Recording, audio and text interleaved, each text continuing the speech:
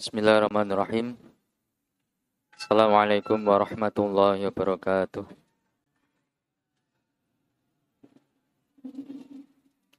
Innal hamdalillah nahmaduhu wa nasta'inu wa nastaghfiruh wa na'udzu billahi min syururi anfusina min sayyiati a'malina.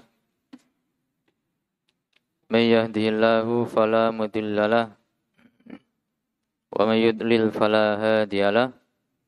Asyhadu an la ilaha illallah wahdahu la syarikalah wa asyhadu anna Muhammadan 'abduhu wa rasuluh. Shallallahu ala nabiyyina Muhammad wa ala alihi wa ashabihi wa man tabi'ahum bi ihsanin ila yaumiddin, amma ba'd. Alhamdulillah, kita panjatkan segala puji, pengagungan serta kecintaan Allah Subhanahu wa taala.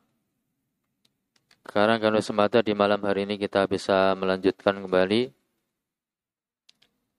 prosa bersama tentang adabnya seorang penuntut ilmu. Dalam hal ini kita sampai dalam pembahasan tentang semangat di dalam menuntut ilmu, tekad yang kuat di dalam aktivitas-aktivitas keilmuan. Dan pada pertemuan sebelumnya telah kita pelajari bersama beberapa contoh dari bagaimana semangatnya para ulama as-salaf rahmatullahi alaihim ajma'in. Dan insyaallah malam hari ini kita masih melanjutkan bersama-sama membaca atau mempelajari kisah-kisahnya para ulama ataupun para penuntut ilmu, baik di masa yang lampau maupun di masa kita sekarang ini. Dan kita bermohon pada Allah Subhanahu wa taala semoga Allah Azza wa Jalla senantiasa memberikan kemudahan pada kita semuanya di dalam menuntut ilmu syar'i, di dalam memahaminya, mengamalkan serta mengajarkan atau mendakwahkan kepada yang lainnya. Dan semoga Allah Subhanahu wa taala menjadikan ilmu kita sebagai ilmu yang bermanfaat dan diberkahi. Ikhwani fiddini rahimani wa rahimakumullah.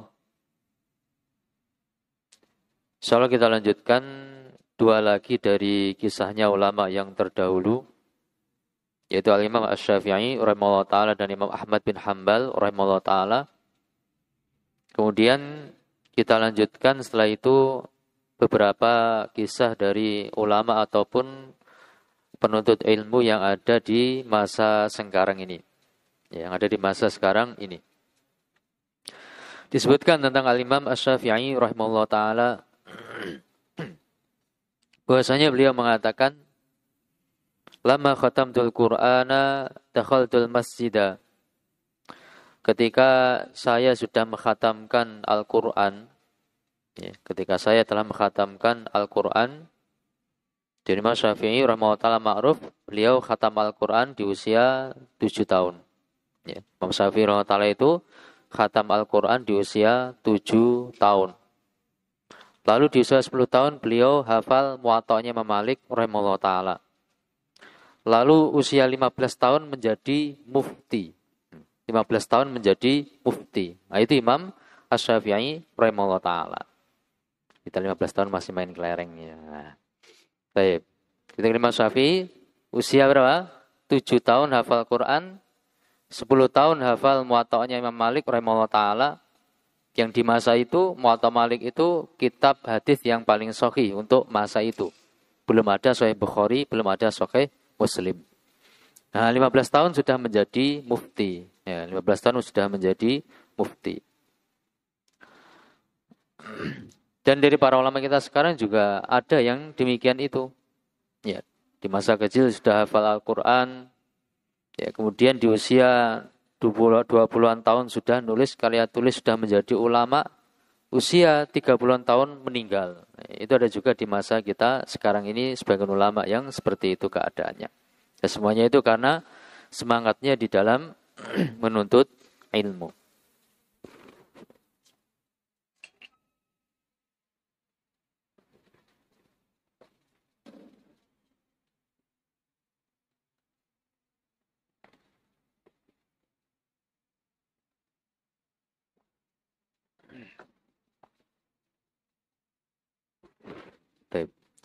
Jadi kata Imam Asy-Syafi'i rahimahullah ta'ala, ketika saya sudah mengkhatamkan Quran, Dakhaltul masjidah, maka saya pun masuk masjid.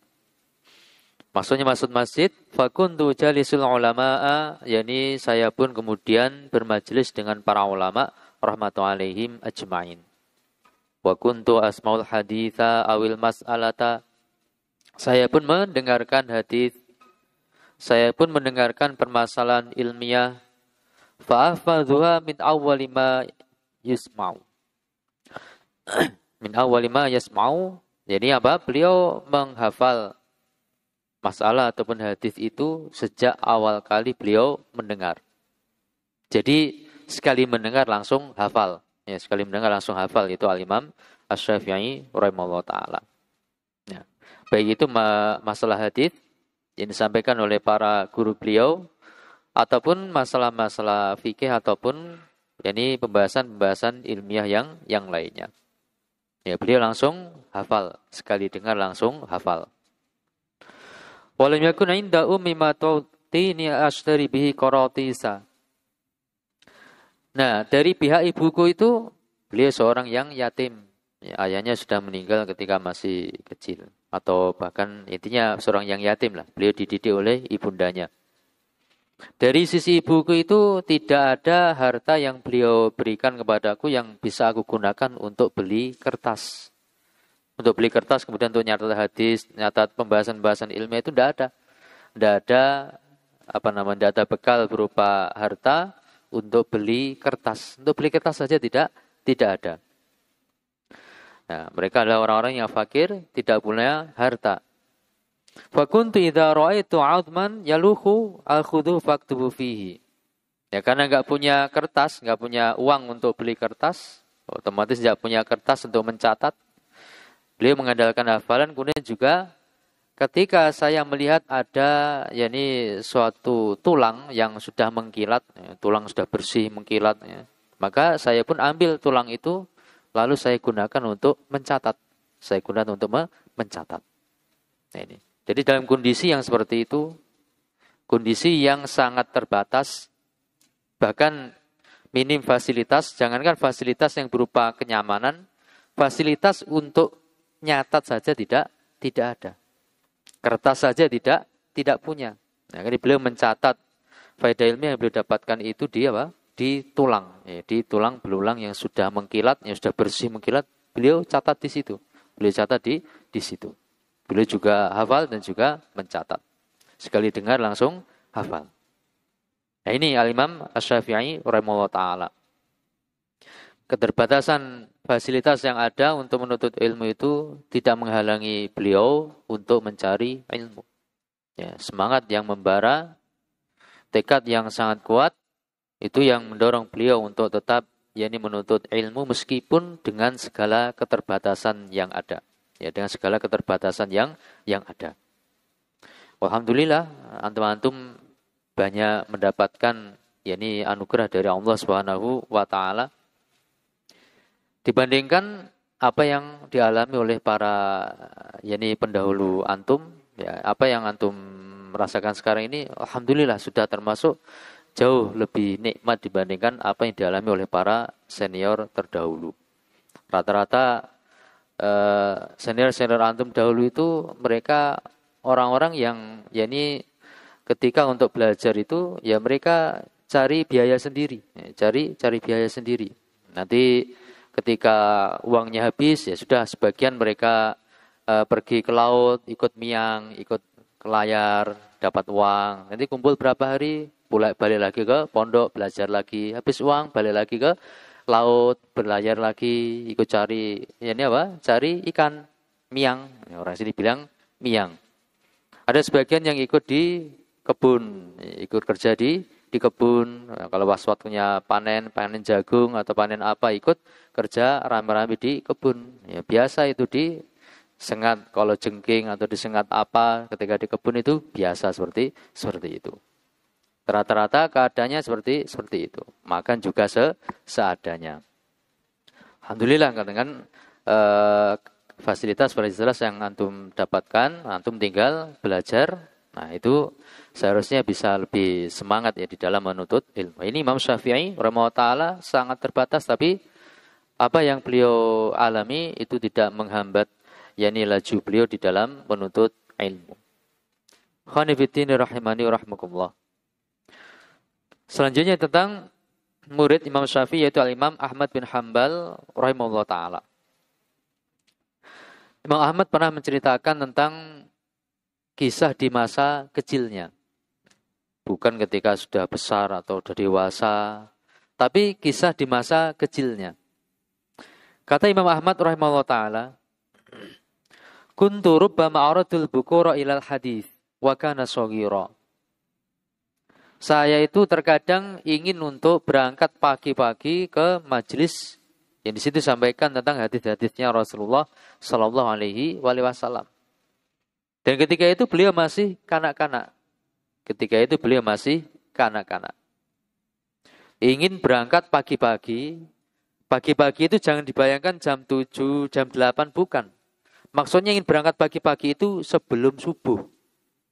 Maksudnya ingin berangkat pagi-pagi itu sebelum subuh. Ini saking semangatnya. Masih anak-anak semangat cari hadis, pengennya berangkat pagi-pagi. Ya ini sebelum subuh. Sebelum adzan subuh itu sudah pengen berangkat. Masih kanak-kanak. Oh iya, sebelum subuh sudah pengen berangkat. Ya ini apa? Cari hadis. Fatakhudhu ummi thiyabi, tapi ditahan oleh ibunya karena masih malam. Masih belum adzan subuh. Di luar masih sepi. Sehingga ibuku itu memegang bajuku, maksudnya ditahan. Ya, masih pagi nih, ibunya khawatir masih gelap pagi sepi kok sudah pengen berangkat, ditahan sama ibunya itu Imam Ahmad bin Hanbal rahimahullah taala. Wa taqulu, kata sang ibu, hina yu'adzinun nas, sampai orang itu mengumandangkan adzan, yaitu adzan subuh. Nah, ini keadaan Imam Ahmad bin Hanbal rahimahullah taala. Masih kanak-kanak, sebelum terdengar adzan subuh sudah pengennya itu berot keluar. Ini berangkat ke tempat mencari hadis padahal belum adzan subuh. Saking semangatnya untuk mencari ilmu. Tapi ditahan oleh ibunya karena ya seorang ibu tentu khawatir anaknya keluar kok masih sebelum subuh, tentu kan masih gelap gulita di waktu itu. Belum ada listrik. Belum ada yang namanya Thomas Edison, enggak ada listrik, itu enggak ada. Masih kalau sebelum subuh ya gelap gulita, dan juga sepi. Nah. Taib. Lalu kata Imam Ahmad rahimahullah taala, wa kuntu rubbama bakartu ila majlis Abi Bakr bin Ayyash wa ghairihi.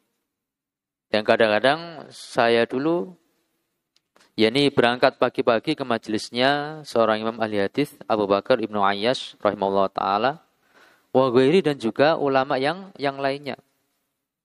Fakana yubakkiru qabla ghairihi awwalu man ya'ti wa huwa Imam Ahmadu awwalu man ya'ti lidars. Ini Imam Ahmad bin Hanbal rahimahullah taala. Jadi berangkat pagi-pagi. Nah, ternyata beliau yang datang paling awal, yang berangkat paling pagi sebelum yang lainnya. Ya, datang pertama kali di majelis taklim tadi itu Imam Ahmad bin Hanbal rahimahullah taala. Masih tentang Imam Ahmad bin Hanbal rahimahullah taala, diceritakan oleh seorang yang namanya Muhammad bin Ismail As-Sa'igh. Ini kisah sederhana tapi mengandung faedah yang agung. Kata As-Sa'igh, kuntu fi ihda safrati bi Baghdad. Saya dulu pernah dalam salah satu perjalanan saya ke kota Baghdad. Famarra bina Ahmadu. Lalu ternyata Imam Ahmad itu melewati kami. Melewati maksudnya nyalip, mendahului. Wa wa ya'tu wa na'lahu fi yadayhi. Ketika itu Imam Ahmad bin Hanbal taala itu lari sambil membawa dua sandalnya. Dua sandalnya enggak dipakai, saking pengennya cepat-cepat lari, sandalnya dilepas kemudian dipegang sandalnya kemudian lari Imam Ahmad bin Hanbal rahimahullah taala. Ini bukan ketika masih muda, ini sudah dewasa atau sudah sepuh. Ya, lari. Lalu sebagian orang ini menahan bajunya Imam Ahmad bin Hanbal rahimahullah taala. Ya. Katanya sebagian orang ini, ya Abu Abdillah ala tastahi. Wahai Abu Abdillah, yaitu Imam Ahmad, apa Anda tidak malu? Apa Anda tidak malu? Maksudnya apa? Sudah dewasa, sudah tua kok lari-lari. Nah, ini kan tidak pantas. Biasanya yang lari-lari kan anak-anak. Biasanya yang lari-lari itu kan anak-anak. Ini Ahmad bin Hanbal Allah Ta'ala apa? Lepas sandalnya kemudian dipegang kemudian lari kenceng. Nah, mendahului yang lainnya. Sebagian menahan. Apa enggak malu wahai Imam? Wah, sudah tua kok lari-lari gitu. Sudah tua kok lari-lari. Apa kata Muhammad rahimahullah taala? Bahkan dikatakan apa tidak malu? Ya, ini lari-lari. Ilamata ta'tu masibyan. Sampai kapan Anda wahai Imam itu akan berlari bersama anak-anak? Lari sama anak-anak. Ya, kalau orang dewasa kan biasanya gengsi, mereka jalan, jaga image yang begitu. Ini tidak Imam Ahmad Muhammad taala pengen segera sampai ke majelis ilmu, sampai apa? Sampai beliau itu berlari-lari. Lari-lari sama anak-anak kecil. Nah, anak-anak kecil biasa kan lari-lari. Tapi kalau orang tua kan nggak biasa. Ini Muhammad lari-lari sama anak-anak kecil. Lari-lari sama anak-anak kecil. Ada yang tanya sampai kapan seperti ini wahai Imam? Lari-lari sama anak kecil. Larinya karena apa? Karena untuk mencari ilmu. Apa jawaban Muhammad? Qala ilal maut, sampai datang kematian. Ilal maut sampai datang ke kematian. Tetap seperti ini. Tetap seperti ini. Masya Allah yang luar biasa Imam Ahmad bin Hanbal rahimahullah ta'ala. Ya, tapi kita ambil dari sisi apa? Dari sisi semangatnya. Ya, dari sisi semangatnya, ya, tetap semangat untuk mencari ilmu. Meskipun dalam majelis ilmu itu hadir bersama anak-anak kecil atau orang-orang lain yang mungkin dipandang jauh lebih rendah dari level keilmuan kita. Ini para ulama tetap menasihatkan, selama dalam majelis tersebut ada faedah ilmu yang bisa kita ambil, mungkin kita bisa murojaah di situ, atau mungkin ada faedah-faedah baru yang bisa kita dapatkan di majelis ilmu tadi, hendaknya kemudian kita punya waktu luang yang bisa kita manfaatkan, dan kita tetap hadir di majelis ilmu tersebut. Ya, tetap hadir di majelis ilmu tersebut. Meskipun bersama dengan orang lain yang levelnya mungkin kita anggap jauh di bawah kita, tidak masalah. Tidak masalah. Biasa di zaman dahulu itu orang tua dalam satu majelis dengan orang dewasa, bahkan dengan anak-anak, dengan remaja di satu majelis itu tidak masalah. Nanti masing-masing mengambil faedah ilmu sesuai dengan kapasitas, yakni pemahaman yang dimilikinya. Anak-anak mungkin ngambilnya ya sebatas apa yang dia pahami, hal-hal yang sangat sederhana. Nanti yang remaja mungkin lebih berkembang apa yang bisa diambil dari majelis ilmu tersebut. Ya, dewasa lebih apa? Lebih mendalam lagi, demikian seterusnya. Ya. Baik. Inilah keadaan para ulama kita rahmatullahi alaihim ajmain.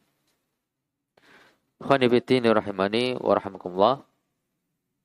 Kita cukupkan itu dari para ulama yang terdahulu, ya, para ulama yang terdahulu. Baik. Mungkin ada yang ini menganggap itu kan ulama-ulama zaman dahulu. Masa ada di zaman kita sekarang ini yang seperti itu? Maka jawabannya, di masa kita sekarang pun banyak orang-orang seperti itu. Ya, di masa kita sekarang pun banyak orang-orang seperti itu. Ya, banyak orang-orang seperti itu. Tapi kalau di masa antum sekarang ini mungkin belum pernah lihat yang seperti itu ya di sini. Belum pernah lihat yang seperti itu di sini. Kalau di zaman dahulu ada. Ya. Maksudnya di sini zaman dulu itu masih ada. Ya. Baik. Mungkin nanti bisa kembangkan lagi supaya bisa seperti zaman dulu gitu. Ya, bisa seperti zaman dulu. Baik. Di sini kisah-kisah tentang apa yang terjadi di masa kita sekarang ini, baik dari kalangan para ulama ataupun para penuntut ilmu. Kita tidak kasih nomor, ya kita baca syaratan begitu. Yang pertama, ini yang menceritakan salah seorang dari muridnya Syekh Utsaimin rahimahullah taala, ya, Dr. Abdurrahman Al-Aqil hafizahullah taala. Beliau menyebutkan beberapa cerita, ya, kita di sini hanya majelis cerita insyaallah. Cerita yang pertama beliau sebutkan bahwasanya salah satu dari guru beliau itu amda syatran min umuri fi talabil ilmi, melewati separuh dari usianya itu untuk menuntut ilmu. Ya, separuh dari usianya untuk menuntut ilmu. Ya. Sanawatin fi talabil ilmi fil masjid, selama bertahun-tahun ini bukan tahun-tahun yang pendek, tapi tahun-tahun yang banyak, tahun-tahun yang panjang Salah seorang guru kami itu senantiasa menuntut ilmu di masjid. Beliau bercerita kepada kami, kebiasaannya anukan yakhrujul masjidi ma'adanil fajri. Beliau itu biasanya keluar ke masjid bersamaan dengan terdengarnya kumandang adzan subuh. Adzan subuh.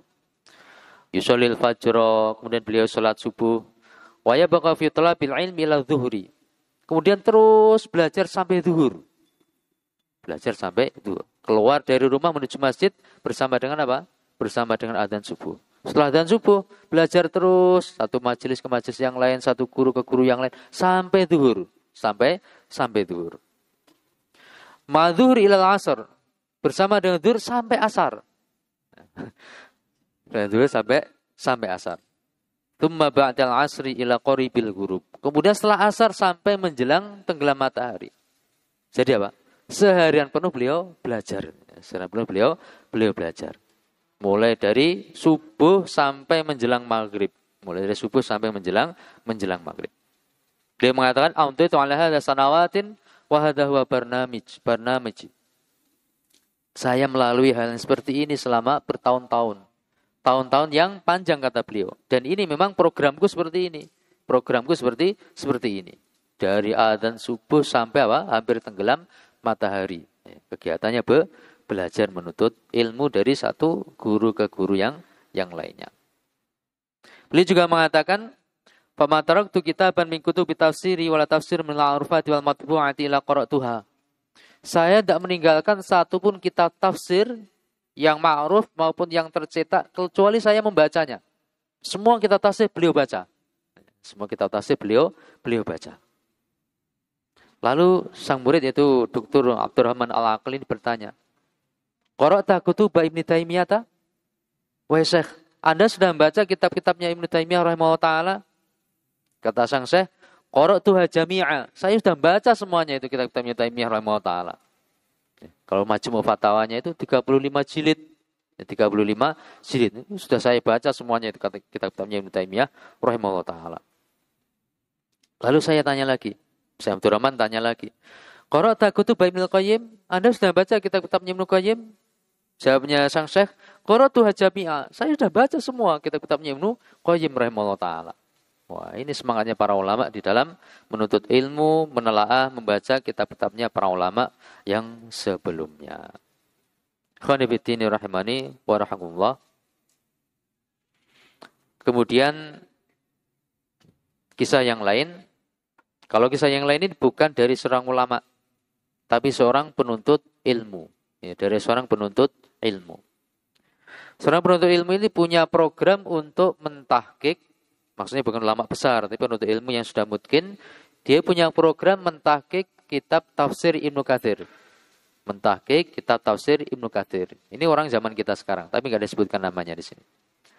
Nah, beliau ketika mentahqiq itu selama sekitar 6 bulan. Tafsir Ibnu Katsir yang segitu 4 jilid atau ada yang lebih tebal itu. Beliau mentahqiqnya hanya dalam 6 bulan. Nah, bukan baca ya. Bukan sekedar baca, tapi mentahqiq, meneliti. Itu beliau lakukan selama 6 bulan. Gimana caranya? Sitat asyurin, aqfaltul baba. Selama 6 bulan itu saya tutup pintu. Saya tutup pintu. La ara, yani ahadan, wala yaroni ahadun. Saya tidak pernah melihat seorang pun, dan juga enggak ada seorang pun yang melihatku. Ya, ini apa? Dia berada di suatu ruangan, dia tutup pintu, ya, dia tutup pintu, tidak melihat seorang pun, orang pun tidak melihat beliau. Tidak pernah bertemu dengan siapapun. Ini selama 6 bulan. Fokus mentahqiq kitab tafsir Ibnu Katsir. Ma yaruduni min an amali illa sholatu wan naumu wal aqlu. Tidak ada yang memberhentikanku dari kerjaanku mentahqiq tafsir Ibnu Katsir itu kecuali sholat. Ya, kecuali sholat. Kemudian yang kedua tidur sejenak. Kemudian yang ketiga makan. Ya, cuma itu, 3 itu. Selain itu digunakan untuk apa? Mentahqiq tafsir Ibnu Katsir sehingga selesai 6 bulan. Ya, selesai 6 bulan. Nah, ini topo ngebleng ya, topo ngebleng. Rasanya menyendiri di suatu tempat tapi bukan yang aneh-aneh, tapi di sini apa? Sini fokus meneliti kitab tafsir Ibnu Katsir. 6 bulan selesai. 6 bulan selesai. Masya Allah. Khonibitini rahimani wa rahimakumullah. Baik. Kemudian kisah yang lainnya,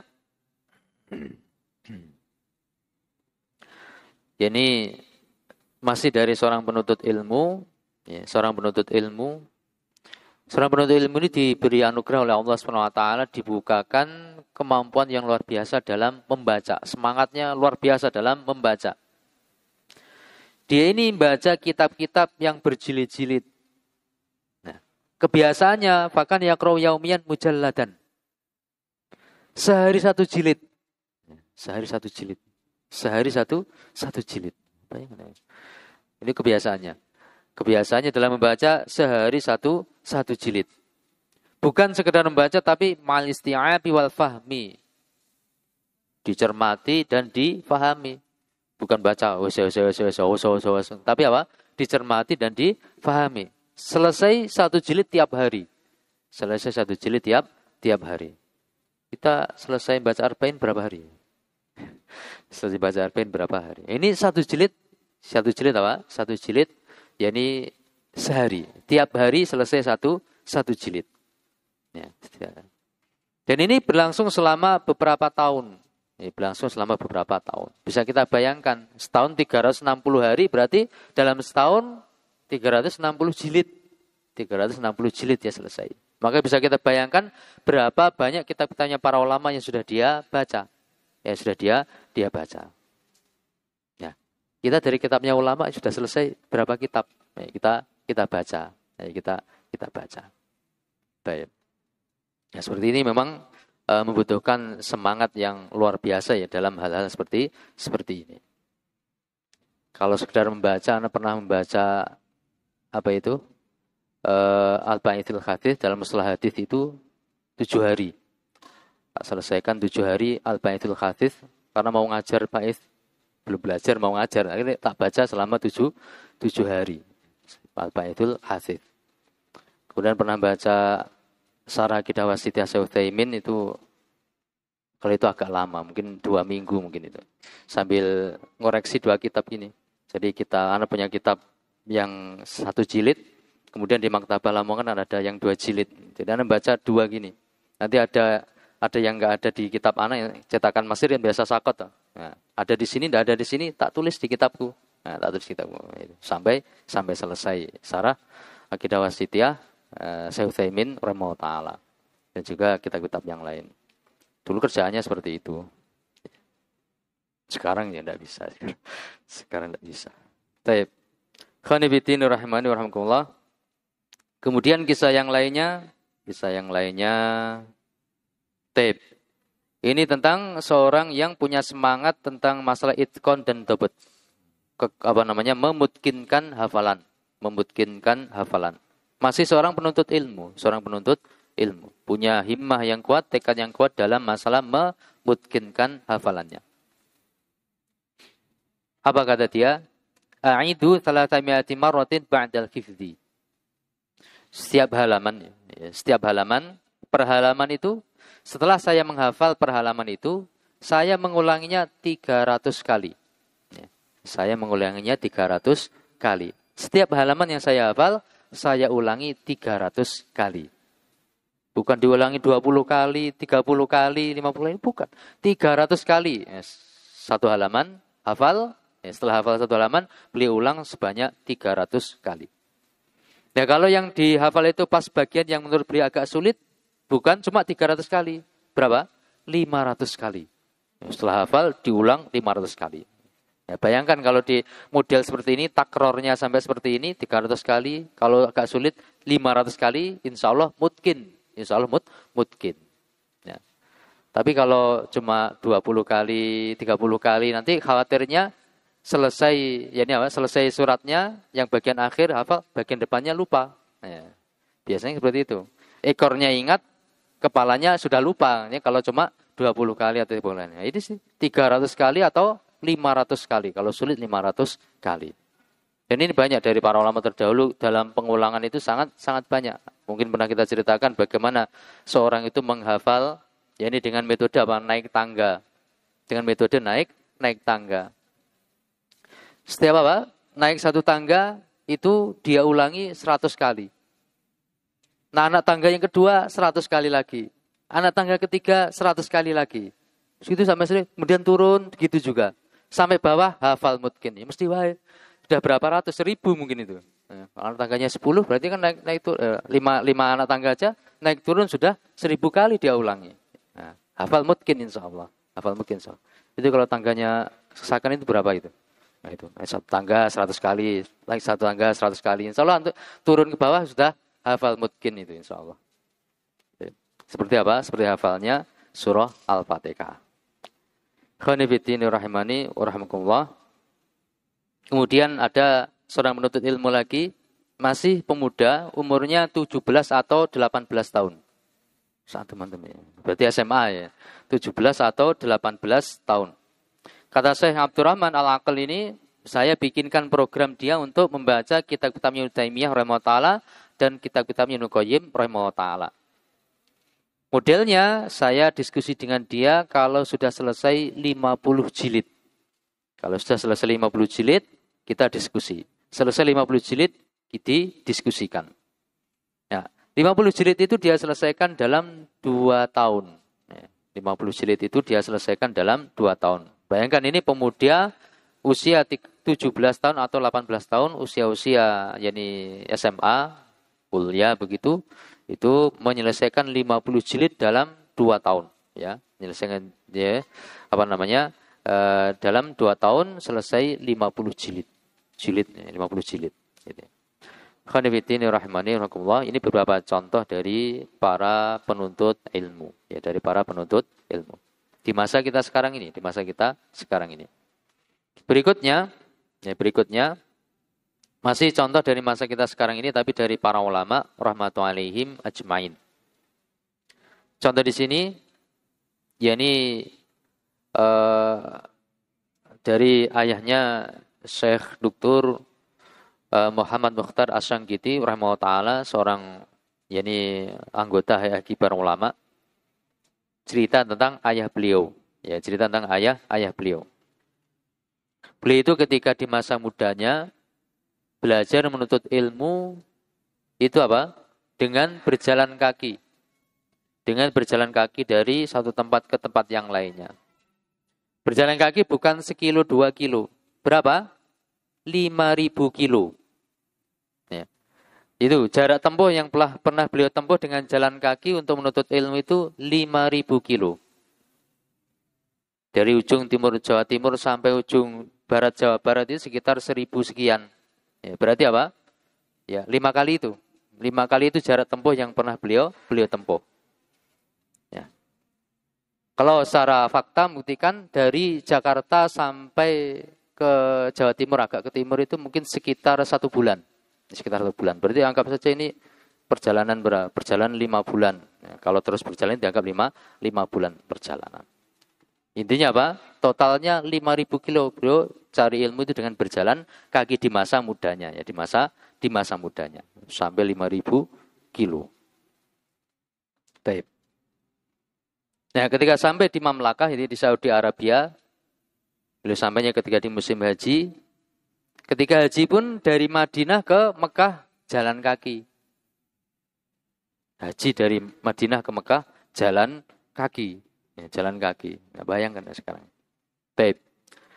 Lalu karena beliau punya suatu penyakit, maka beliau apa? Beliau dilarang, ya, dilarang untuk dilarang terkena matahari. Kulitnya itu sensitif terhadap matahari. Ya, para dokter melarang beliau keluar, jangan sampai terkena sinar matahari. Tidak boleh kena ultraviolet dari sinar matahari, tidak boleh. Nah, itu akan menyebabkan sakit. Nah, ketika dilarang untuk keluar, padahal beliau kebiasaannya cari ilmu. Ya. Cari ilmu kan berarti harus keluar. Cari ilmu harus keluar. Ya. Kata beliau, kaifa asma'u nida fi masjid Rasulillah sallallahu alaihi wasallam wala akhruju. Bagaimana? Telinga saya itu dengar seruan adzan dari Masjid Nabawi ketika sudah di Madinah. Ya. Tapi kok saya nggak boleh keluar, itu gimana? Oh, itu beliau sangat tersakiti. Beliau merasa tersakiti. Karena pengen sholat jamaah di Masjid Nabawi. Tapi dilarang karena apa? Karena kulit beliau itu sensitif, tidak boleh kena sinar matahari ketika sudah di Madinah itu.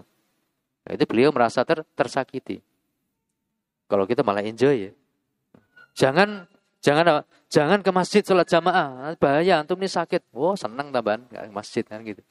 Oh, ini beliau sedih. Oh nggak boleh sholat jamaah ke masjid. Padahal telinga ini dengar suara apa? Adzan dari Masjid Nabawi, kok nggak boleh keluar, itu gimana?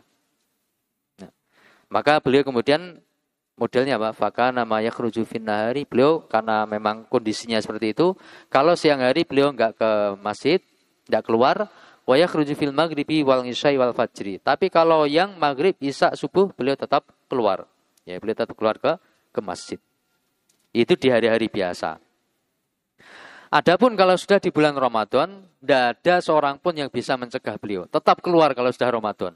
Wah, ini ngayel. Kalau sudah di bulan Ramadan, beliau tetap keluar. Meskipun apa? Meskipun pada cuaca yang sangat panas. Meskipun karena kondisi beliau kulitnya sensitif dengan panas, ketika Ramadan itu kan sangat panas, beliau tetap keluar, ya. Kemudian ya merasakan sangat panas di kulitnya itu, beliau tetap keluar untuk ke masjid salat jamaah di masjid. Ini cerita tentang ayahandanya Syekh Dr. Muhammad Mukhtar As-Sangkiti rahimahullah taala. Khanifiddin rahimani wa rahmatullah. Kemudian cerita yang lainnya tentang seorang ulama yang kita kenal semuanya, yaitu Syekh Albani rahimahullah taala. Syekh Albani rahimahullah taala. Satu kisah saja tentang beliau. Beliau pernah mencari satu lembar makhtutoh, manuskrip. Ya, ketika membahas manuskrip ternyata ada satu lembar yang kok gak ada begitu. Kok tidak ada. Ya, yang mafkudah. Manuskripnya mafkudah. Ini satu lembar ini hilang. Kok gak ada. Akhirnya apa? Akhirnya beliau mencari makhtutoh yang satu lembar yang hilang itu. Manuskrip satu lembar yang hilang itu beliau cari. Ketika itu malah di Maktabah Dzohiriyah. Terkenal Syekh Albani Taala itu kerjaan sehari-harinya berada di Maktabah Dzohiriyah di Damaskus. Ya. Dan itu sebagian besar hidup beliau di situ, di perpustakaan itu. Ya. 18 jam beliau di perpustakaan itu. Ya. 18 jam beliau di perpustakaan itu. Itu sehari-hari beliau seperti itu. Nah, ketika hilang satu lembar manuskrip ini, apa yang dilakukan Syekh Albani? Fa qara'atul maktabata dzahirata fis Syami qara'tuha kamilatan. Maktabah dzahirah di Syam itu, untuk mencari satu makhtutoh ini, saya baca semuanya satu maktabah itu. Antum bayangin maktabah dzahiriyah, enggak kayak maktabah Darul Athar, beda. Maktabah dzahiriyah itu besar sekali. Makhtutoh tulisan tangan, bukan cetakan, tulisan tangan. Nah, di bagian yang manuskrip tulisan tangan, beliau baca semuanya. Satu kali baca falam yajid al-waraqata. Satu kali baca belum ketemu. Belum ketemu. Apa yang beliau lakukan? Fa qara'aha maratan tsaniyatan wa ma wajadaha. Saya baca lagi satu maktabah itu yang untuk kedua kalinya, belum ketemu juga. Satu lembar itu belum ketemu. Kalau kita mungkin satu lembar cari berapa lembar? Enggak ada, ya wes lah. Ya wes. Ini sampai 2 kali beliau baca seluruh maktabah Dzohiriyah itu. Ya, baca seluruh maktabah Dzohiriyah. Ternyata belum ketemu. Apa yang terjadi? Wa tsalisatan ma wajadaha. Baca lagi untuk 3 kalinya. Semua maktabah yang ada di maktabah itu tidak ketemu juga. Tidak ketemu juga. Masya Allah, ini Syekh Albani rahimahullah ta'ala. Beliau mencari di antara makhtutoh. Makhtutoh itu tulisan tangan ya, tulisan tangan. Manuskrip kuno, tulisan tangan itu beliau cari di situ. Ya. Dengan apa? Kemudian apa? Ya, dari situ kemudian ya ini di situ itu ada kata beliau ada 10.000 makhtut, 10.000 tulisan tangan, manuskrip. 10.000 manuskrip. Beliau baca semua sampai 3 kali, ya, sampai 3 kali. Untuk cari satu halaman yang hilang itu, satu lembar yang hilang itu. Nah, gara-gara beliau baca sampai 3 kali ini, akhirnya beliau apa? Beliau bisa membuat, yakni daftar isi maktabah Dzohiriyah. Daftar isi maktabah Dzohiriyah. Kemudian kalau lewat hadis beliau catat, ya, beliau catat hadis-hadis yang ada itu dalam catatan beliau, ya dalam buku catatan beliau. Kemudian beliau bahas, beliau tahqiq, sehingga menghasilkan apa? Silsilah dhaifah, silsilah shahihah itu gara-gara seperti ini. Dalam kitab-kitab yang tidak dikenal oleh para ulama yang lainnya. Gara-gara apa? Yang situ ada di Maktabah Dhahiriyah. Terkumpul sampai 40 jilid. Ya, terkumpul sampai 40 jilid. Setiap jilid 400 lembar. Setiap jilid 400 lembar. Ini hasilnya karena apa? Baca tadi. Pernah pula Syalbani itu mencari makhtutah itu sambil apa? Sambil beliau itu atau membahas suatu hadis itu sambil berdiri di tangga. Karena kebetulan manuskripnya pas ada di bagian atas. Jadi naik dengan tangga, kemudian beliau berjam-jam di atas itu membahas. Di atas itu membahas. Nah, ini keadaan sebagian ulama kita rahmatullahi alaihim ajmain. Kemudian yang terakhir cerita tentang Asy-Syaikh Ibnu Utsaimin rahimahullah taala. Setahun terakhir dari kehidupan beliau rahimahullah taala, Syekh Utsaimin rahimahullah taala itu divonis kanker, ya, divonis terkena penyakit kanker. Setahun terakhir dari kehidupan beliau itu. Meskipun demikian beliau tetap mengajar seperti biasanya. Metode mengajarnya pun ya tetap seperti biasanya. Tetap seperti biasa. Semangatnya itu tidak turun di dalam mengajar. Tidak kayak kita, capek dikit ya udah libur dulu. Nah, kita kan gitu. Kalau kita kan gitu. Capek dikit udah libur dulu, atau ada lagi kesibukan libur dulu atau apa. Nah, ini kalau saya Utsaimin rahimahullah enggak. Sakit kanker itu tetap mengajar, mengajar. Sampai di akhir-akhir kehidupan beliau tetap mengajar. Kemudian diceritakan tentang dares yang terakhir dari Syekh Ibnu Utsaimin rahimahullah taala. Beliau minta, kan sebenarnya beliau dilarang untuk ngajar karena sudah berat kondisi beliau rahimahullah taala. Dilarang mengajar oleh para dokter, tapi tetap pengen ngajar. Akhirnya beliau ketika waktunya haji, beliau minta untuk apa? Untuk dibawa ke Masjidil Haram. Minta dipindahkan ke Masjidil Haram. Pengen ngajar di Masjidil Haram, Syekh Utsaimin rahimahullah taala. Dalam kondisi terbaring di pembaringan, di bed, ya. Baring di bed, kondisi sudah berat itu. Sudah menancap alat-alat macam-macam, alat-alat medis di tubuh beliau. Pengen dibawa ke Masjidil Haram, pengen yang ngajar. Nah, para dokter, gimana saya kondisi seperti ini? Ya sudah, bawa saya dengan ya naik di bed itu, ya tetap pakai apa? Alat-alatnya medis yang nancap di tubuh beliau. Akhirnya dibawa berangkat ke Masjidil Haram. Ya, berangkat ke Masjidil Haram. Akhirnya beliau ditempatkan di ruangan. Beliau ngajarnya sudah tidak kuat lagi kalau ngajar di depan orang-orang, tidak kuat lagi. Akhirnya beliau ngajarnya di tempat imam Masjidil Haram. Ruangan khusus untuk imam Masjidil Haram. Di ruangan sambil berbaring. Ngajar sambil berbaring, kemudian ya di tubuhnya itu ya alat-alat medis itu. Alat-alat medis di tubuh beliau. Sambil berbaring, pakai pengeras suara. Pakai pengeras suara. Ya, lihat seperti ini, ya, Syekh Jibrin, ya, Syekh Ibnu Jibrin rahimahullah sampai menangis, ya, sampai menangis. Lihat semangatnya Syekh Ibnu dalam mengajar itu, Syekh Jibrin rahimahullah sampai menangis. Ini rajulin luar biasa. Sampai kondisi seperti itu tetap mengajar.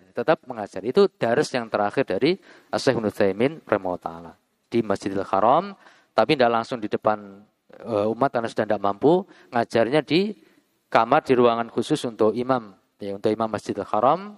Dalam kondisi di tubuhnya itu ya menempel alat-alat medis, pakai pengeras suara, beliau mengajar. Ya, beliau mengajar. Nah, itu keadaan para ulama kita rahmatullahi alaihim ajmain. Ya, sebagian guru kita juga seperti itu dulu. Sebagian guru kita ini ngeyel juga itu. Sampai sekarang ngeyel macam ini. Ya. Operasi gitu. Dibilang apa? Ustaz, antum istirahat 1 bulan, tidak boleh ngajar, kata dokter kan gitu. Baru 3 hari atau satu pekan itu udah ya. Dewan datang ke rumah, belajar katanya. Belajar. Ini gak bahaya katanya. Gitu kan gitu. Akhirnya ya sudah, karena sama guru kita suruh datang, ya udah datang ke rumah. Biasanya ngajar kan di masjid. Biasanya ngajar di masjid. Tapi karena suruh datang ke rumah, ya udah datang ke rumah. Datang di rumah ya sambil baring gitu. Biasanya tanpa pengeras suara ini pakai pengeras suara, suaranya enggak pelan sekali itu. Waduh ini. Ya semoga enggak apa-apa. Alhamdulillah ternyata dengan ngajar itu ya semakin apa? Malah sembuh lah, lama-lama menjadi sembuh. Nah, itu kalau cerita masa lalu ya, cerita masa lalu seperti itu. Nah, kalau sekarang gimana sekarang? Ya, kadang-kadang rindu masa-masa lalu seperti itu kan gitu. Baik. Jadi mungkin sampai di sini ini sekedar kisah. Kisah-kisah di masa para ulama terdahulu maupun kisah di masa kita sekarang dari para ulama ataupun para penuntut ilmu atau sebagian ya ustadz kita. Ya. Dan juga ada sebagian dari asatidzah kita itu diceritakan beliau itu kemanapun ya, tidak pernah lepas dari apa? Bawa buku dan pulpen. Ya, bawa buku, pulpen atau kitab, terus tidak pernah itu kemanapun, ya, kemanapun seperti itu. Ya, itu beberapa ustadz diceritakan kondisinya seperti itu. Mereka bisa apa? Bisa menjadi ustadz kibar itu karena zaman dulunya seperti itu. Zaman dulunya perjuangannya itu nggak remeh, ya. Perjuangannya nggak remeh, nggak sederhana. Perjuangannya luar biasa.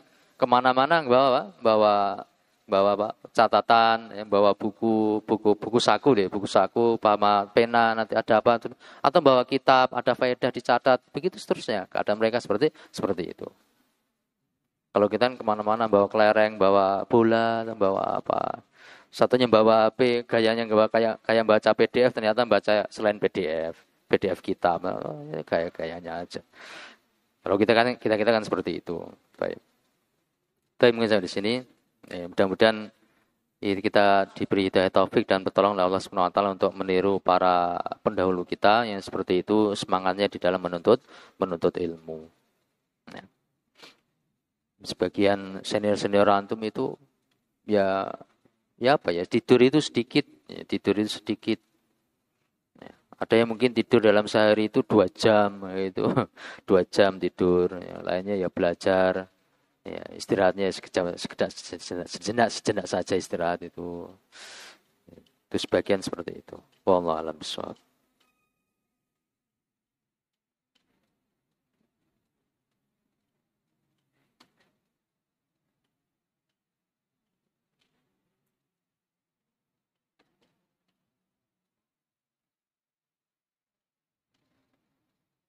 Apa boleh salim yaitu jabatan tangan dengan kakak ipar dan mencium tangannya?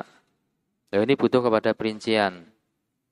Kalau kakak ipar itu satu jenis ya, sama-sama laki-laki atau sama-sama perempuan nggak ada masalah, tidak ada masalah ya. Ya, salaman kemudian cium tangannya dalam rangka untuk penghormatan ya, untuk penghormatan. Kalau memang untuk penghormatan tidak ada masalah, tapi nggak perlu bungkuk, tangannya diambil diangkat. Ya. Tapi jangan bungkuk, kalau bungkuk nanti masuk dalam bab larangan ruku, larang ruku kepada orang lain itu terlarang. Jadi mencium tangannya itu untuk penghormatan itu hal yang disyariatkan, ya hal yang disyariatkan. Adapun membungkuknya itu yang terlarang. Beda lagi kalau kakak ipar beda jenis kelamin. Nah, ini tidak boleh. Ini tidak boleh. Dalam hadis yang sahih dari Ma'qil bin Yasar radhiyallahu taala anhu, bahwasanya Rasulullah SAW bersabda, "La yut'ana fi rasi rajulin bi mikhyatin min hadidin." Jika ditusuk kepalanya seseorang laki-laki itu dengan jarum besi, itu khairun lahu min ayyamussa imra'atan la takhillu lahu. Lebih baik dibandingkan apa? Menyentuh perempuan yang tidak halal baginya. Itu. Mendingan ditusuk kepalanya dengan jarum besi. Yang menunjukkan itu perkara yang diharamkan oleh Allah Subhanahu wa taala. Salaman menyentuh saja tidak boleh, apalagi salaman, apalagi cium tangan, apalagi cium yang lain. Baik. Wallahu a'lam bishawab. Jadi tergantung kakak iparnya itu bagaimana. Kalau kakak ipar satu jenis tidak apa-apa. Kalau beda jenis hukumnya haram. Wallahu a'lam bishawab.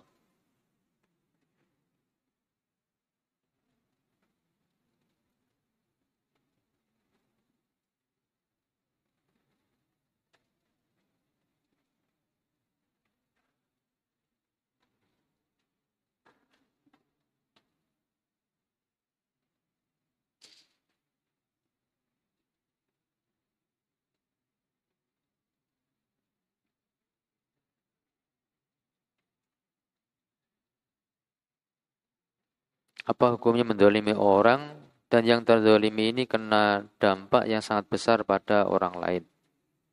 Ya, hukumnya jelas mendolimi orang lain. Kalau memang itu benar-benar kedoliman, ya maka itu perkara yang diharamkan oleh Allah SWT termasuk dosa besar. Ya, termasuk dosa besar.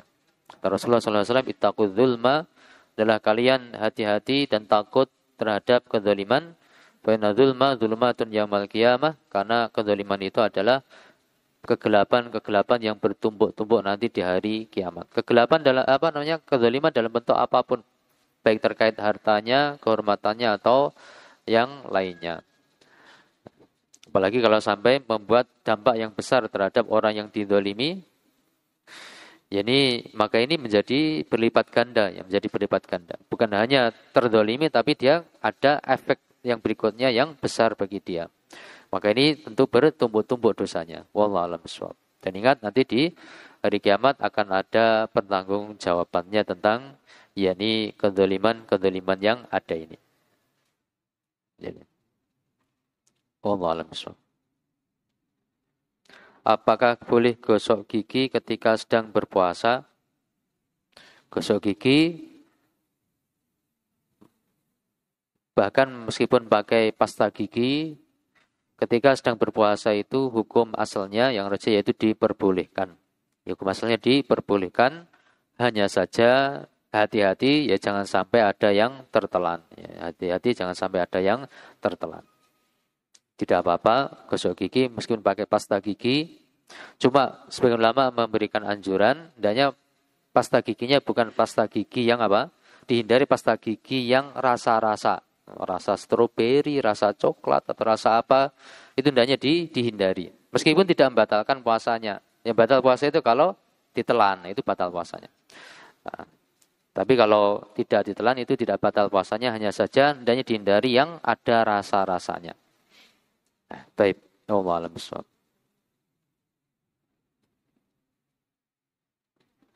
Bagaimana tata cara takbiratul ihram yang sesuai dengan sunnahnya Rasulullah Shallallahu Alaihi Wasallam? Nah, ini pembahasan tentang sifat salat Nabi Shallallahu Alaihi Wasallam. Ya, ini banyak poin yang butuh dibahas. Ya, insya Allah kalau ada waktu di pembahasan tentang sifat salat Nabi Shallallahu Alaihi Wasallam. Tapi secara sederhana, takbiratul ihram itu adalah ucapan Allahu Akbar. Dan Allahu Akbar ini tidak bisa diganti dengan lafaz yang lainnya. Ditambah alif lam pun tidak boleh. Allahul Akbar tidak boleh. Tetap Allahu Akbar. Ya, Allahu Akbar. Itu yang rajih dari pendapatnya jumhur para ulama rahmatullahi ajmain. Kalau diganti Allahu A'zam atau yang semisalnya Allahu Ajal, Allahu A'zam, Allahu Akram atau apa, maka itu tidak sah sholatnya. Takbiratul ihram lafaznya harus Allahu Akbar. Ini pendapatnya jumhur para ulama rahmatullahi ajmain. Kemudian disyariatkan untuk mengangkat tangan ketika takbiratul ihram. Dan takbiratul ihram itu bacaan takbiratul ihramnya itu rukunnya salat. Kalau tidak takbiratul ihram, tidak baca Allahu Akbar di awal salat, meskipun dalam rakaat pertama baca Al-Baqarah, rakaat kedua baca Ali Imran, maka salatnya tidak sah kalau di awal tidak dimulai dengan takbiratul ihram. Ya. Baik. Dianjurkan atau disyariatkan untuk mengangkat tangan ketika takbiratul ihram itu. Dan ini butuh perincian mungkin secara khusus di pembahasan tentang sifat salat Nabi Shallallahu Alaihi Wasallam. Dan yang paling penting ketika dalam posisi sebagai makmum, ya dalam posisi sebagai makmum, takbiratul ihramnya makmum itu, yakni ketika imam sudah selesai takbiratul ihram. Jadi ketika imam sudah selesai di huruf ro di akbar, baru makmum Allahu Akbar. Jangan membarengi. Ya jangan membarengi imam. Tapi begitu imam selesai akbar, maka makmum langsung Allahu Akbar. Tidak berbarengan dengan imam. Baik. Dan yang lebih penting lagi ketika dalam posisi masbuk. Dalam posisi masbuk, ini hendaknya betul-betul diperhatikan. Betul-betul diperhatikan, banyak di antara santri-santri ini yang kurang memperhatikan tentang masalah tersebut. Bahwasanya takbiratul ihramnya seorang yang masbuk, ya, seorang yang masbuk ketika mendapati imamnya sudah ruku, ya, ketika mendapati imamnya sudah ruku, dia punya pemahaman bahwasanya ketika sempat mendapati rukuk bersama imam, berarti kan mendapatkan rakaat tersebut. Ya. Dia ikut pendapatnya jumhur para ulama rahmatullahi ajmain tadi misalkan. Tapi ingat, hendaknya takbiratul ihramnya itu, dan itu harus, bukan hendaknya ya, takbiratul ihramnya harus tetap dalam posisi berdiri. Meski imam sudah rukuk, kita mau masbuk, takbiratul ihram tetap dalam posisi berdiri sampai sempurna takbiratul ihram. Sampai ro, di huruf ro yang terakhir itu tetap dalam posisi berdiri. Baru kemudian setelah itu kita berpindah menuju ke posisi rukuk, baik ala qaul dengan takbir lagi ataupun tanpa takbir lagi. Ini ada dua pendapat di antara para ulama rahmatullahi ajmain. Yang jelas setelah selesai takbiratul ihram, selesai huruf ro-nya akbar itu, baru kita pindah menuju ke rukuk. Nah, kalau kita kemudian pindah menuju rukuk, sempat rukuk bersama imam, berarti mendapati rakaat tersebut. Betul. Tapi kalau ketika kita gerak menuju ke rukuk, ternyata imam sami Allahu liman hamidah, kita masih gerak dikit, imam sudah sami Allahu liman hamidah, berarti kita tidak mendapati rakaat tersebut. Harus nambah, menyempurnakan rakaat yang tertinggal tadi. Ya. Kadang-kadang sebagian ikhwan itu Allahu Akbarnya sambil rukuk. Gara-gara apa? Supaya tidak ketinggalan rukuk bersama imam. Ya. Lebih parah lagi, dia sudah lama berada di shaf, tapi tidak takbiratul ihram. Nunggu, kadang masih ngobrol imamnya, qiraah, makmum masih ngobrol. Kemudian ketika imamnya Allahu Akbar, tiba-tiba dia Allahu Akbar, sampai Allah hamidah. Ini khawatirnya tidak sah ini sholatnya. Dr. Abdul Al-Fauzan, Abdullah Ta'ala, beliau menyatakan suatu pendapat bahwasanya kondisi makmum yang seperti ini beda dengan apa yang ada dalam hadisnya Abu Bakrah radhiyallahu ta'ala anhu riwayat Bukhari. Jadi hukum asal yang rajih, makmum, imam maupun munfarid itu rukunnya sholat harus membaca surah Al-Fatihah. Itu hukum asal. Kecuali yang ada dalilnya. Nah, yang ada dalilnya dalam hadis Abu Bakrah itu kan seorang yang saking semangatnya untuk segera bergabung ke sholat, ya, kemudian ruku ya di belakang shaf, baru kemudian sambil ruku dia masuk ke shaf. Ini saking semangatnya untuk segera gabung ke dalam sholat jamaah tadi. Nah, adapun kalau tidak semangat, justru nunggu imamnya ruku baru kemudian gabung, ini tidak sah sholatnya. Ini tidak sah sholatnya. Rokaatnya itu tidak sah. Rokaat yang itu tidak sah gitu maksudnya. Dia nggak dapat rokaat tersebut. Ya, dia tidak dapat rokaat tersebut karena tidak masuk dalam konteks hadisnya Abu Bakrah radhiyallahu ta'ala anhu riwayat Imam Bukhari tadi. Jadi harus hati-hati. Ini harus hati-hati. Ya. Jadi kalau kita takbiratul ihram dalam posisi berdiri, mau masbuk, kemudian baru mau rukuk, kalau sudah sami Allahu liman hamidah, berarti kita nggak dapat rokaat tersebut. Kita nggak dapat rakaat tersebut. Atau kita sengaja nunggu imamnya takbir untuk rukuk, baru kita takbiratul ihram kemudian rukuk. Meskipun sempat rukuk bersama imam, hakikatnya kita tidak mendapatkan rakaat tersebut. Karena kondisi kita beda dengan Abu Bakrah radhiyallahu ta'ala anhu. Berarti kita nggak baca surah Al-Fatihah pada rakaat tersebut. Nggak dapat rakaat tersebut. Wallahu a'lam bishawab. Tapi mungkin sampai di sini. Mudah-mudahan apa yang kita merojah bisa difahami dan bermanfaat bagi hati kita, dunia kita dan akhirat kita. Kalau ada benarnya dari Allah Subhanahu wa taala, kalau ada kelirunya karena keterbatasan ilmu ana, semoga diampuni oleh Allah Subhanahu wa taala. Kurang lebihnya mohon maaf. Subhanakallahumma wa bihamdika asyhadu an la ilaha illa anta astaghfiruka wa atubu ilaik. Wa akhiru da'wana alhamdulillahirabbil alamin. Wassalamualaikum warahmatullahi wabarakatuh.